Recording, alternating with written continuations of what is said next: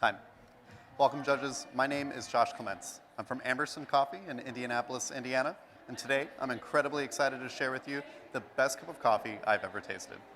That coffee is a dry carbonic mixed varietal Irgid Chef Aricha from Ethiopia. Grown at a Cup of Excellence site, this coffee was sourced by the tandem of Steve Holt of Unravel Coffee Merchants and Ashanafi Argao of Ardent Coffee Exporters, and it was roasted by my good friend Jill Potter of Helm Coffee Roasters. This coffee was processed by taking mature coffee cherries and placing them inside stainless steel tanks. The tanks are injected with carbon dioxide, which slows down the breakdown of mucilage, or sugars from the mucilage, and the cherries are left to ferment in this state for 120 hours. After which point they're laid out on traditional Ethiopian drying beds to dry for 40 days. The result is an incredibly complex cup with mellow yet vibrant acidity, delicate florals, wonderful fruit sweetness, and a medium full body that lingers throughout. I've been incredibly excited to prepare this coffee today, and I hope you are too. I'm going to be preparing this coffee on the ceramic V60, a staple in the world of specialty coffee, and one that I've chosen due to its ability to highlight sweetness, as well as a faster flow rate, which enables me to balance out the acidity and flavors in your cup. I'm pairing the V60 with Cafec T90 medium dark roast filters. These filters feature more evenly distributed pores throughout the paper, which will help catch fines and improve my flow rate. Now, while the V60 remains a staple in the world of specialty coffee, it doesn't come without its faults. Conical brewers like the V60 have very deep coffee beds, leading to unbalanced extraction, and they're also extremely unforgiving of human error and fall victim to fines. I could have viewed all these faults as a deterrent, but instead I decided to view them as challenges. So today I'll be fixing the V60 and maximizing its potential by incorporating the use of the lily drip. The lily drip is a ceramic conical object that will fit into the base of my V60 before placing the filter over top. While it won't turn my V60 into a flat bottom brewer, it will drastically change how the bed of grounds sits in the brewer, and that is going to accomplish three things. One, it's going to raise the bed of my coffee grounds higher in the cone.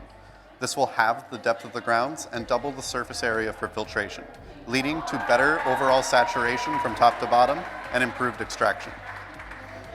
Number two, it's going to eliminate the possibility of the V60 clogging by taking away the source of that clogging, which is the tip of the cone filter where fines collect. And three, the different varieties of lily drip available allow me to control the flow rate of my water in different ways, each of which impacts the coffee in different ways. The lily drip I'm using today is the Sakura. It has 5 large grooves around the sides of the cone and smaller grooves in between those large ones. This drastically increases the amount of water bypass, producing a faster flow rate for my coffee. With all of this out of the way, let's get on to the fun part of this, which is brewing the coffee itself. My recipe today is 13 grams of coffee and 200 milliliters of water, heated to a temperature of 206 degrees Fahrenheit for optimal extraction and an ideal balance of flavors, acidity, and body. I'm using third wave water from the tower, as I found that third wave mineralization brings out the most clarity in the cup. I've also double grinded my coffee today. This means I put the beans through the grinder first at its coarse setting before putting those grounds back through at a much finer setting. This brings out the sweetness that's naturally present in the beans while also ensuring a more even grind size. It can typically come with the drawback of much more fines present in the grounds, which can cause a conical brewer like the V60 to clog quite easily, but as I noted earlier, the use of the lily drip will circumvent this.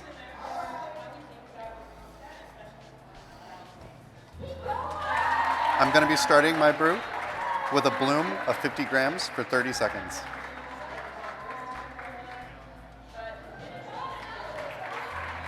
I'm following this up with 3 equal pours of 50 grams each at 30 seconds, 60 seconds, and 100 seconds, allowing just enough time between each pour for the water to draw down completely from the grounds.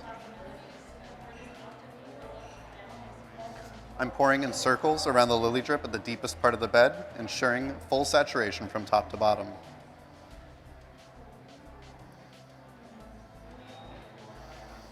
The 1 to 15 ratio that I'm using today fully balances out all of the incredible attributes of this coffee. In a cup as complex as this one, the most important things I can bring to the stage as a brewer are clarity and balance in my brew.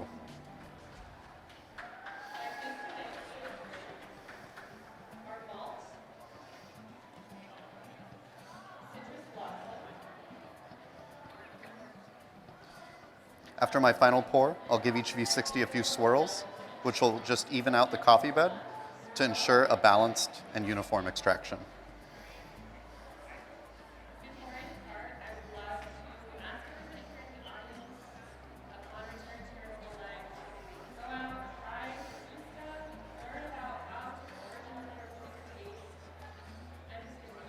The cup I'll be serving you in today is the Crew Inspire Cup. It features a narrow inner glass shape and a smaller liquid surface area. This funnels the aroma to the top of the glass and enhances your perception of both sweetness and acidity. This gives you the best possible tasting experience for this coffee.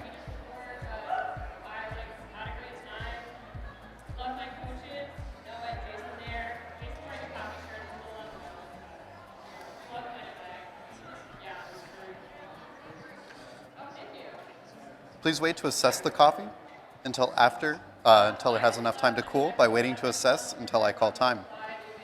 At which point, please drink equally from both your cupping spoon and the cup provided for a balanced tasting experience.